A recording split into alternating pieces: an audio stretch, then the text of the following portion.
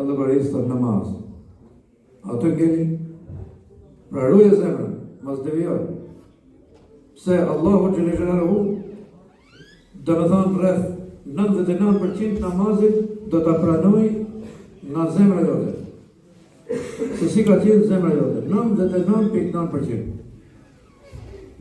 Pjesën tjetër përse do ta pranoj lëvizjet që ke kryer, si e ul, si e ngret, si ke këndo Kur'anin, ama kryesori është si ka qenë zemra. Zemra duke fluturu trupi këtu, në xhami, nuk bën. Duhet me bashkëpunëri.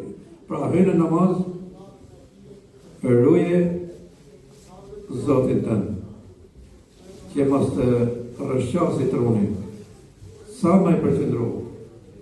Ta dish se momenti më i mirë dhe që je më afër Zotit xhël xhelaluhu je namaz. Pra nuk ka asnjë lloj tjetër vepre që të afrojë më shumë tek Zoti se sa të afrojë namaz. Për shembull, namazi ka një moment kur jemi në sejdë. Pejgamberi sallallahu alaihi wasallam thotë, sikur ta ditë robi, se si e shikon Zoti xhël xhelaluhu në sejdë robin e vet me mëshirë, gjithë jetën kishte për të në sejdë. S'do të kishe ngrejt asnjëherë për sejdë. Aq e dashur, aq e mirë është sejdë tek Zoti xhël xhelaluhu. Aq afër je me Zotin xhël xhelaluhu kur je në sejdë. Vendi më i dashur, momenti më i dashur, që je tek Allahu xhël xhelaluhu. Pra, përqendrohu në namaz. Leje ka punë të dinjos për 10 minuta për çerekore, edhe punë në namaz. Zakonisht kur je namaz je edhe agjërueshëm. Ke edhe shpërblimin e agjërimit.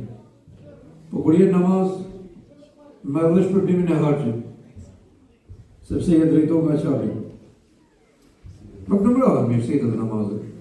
Llogaritë që në fund fare, në ditën e llogarisë, do të mbetemi shumë keq. Edhe namazi, zbashku me agjërimin, do të na dalim përpara Zotit xhël xhelaluhu. O Zot, unë vë nga shpirti dhe nga zemra e filonit. Falem filonin. Pra të ndërmjetëson namazin të cilin e ke faltur në jetën e kësaj bote. Edhe vazhdimisht Allahu xhël xhelaluhu thotë, e kemë salat dhe atë zakat. Do të thonë, fal namaz edhe jep prej pasurisë. E dyta,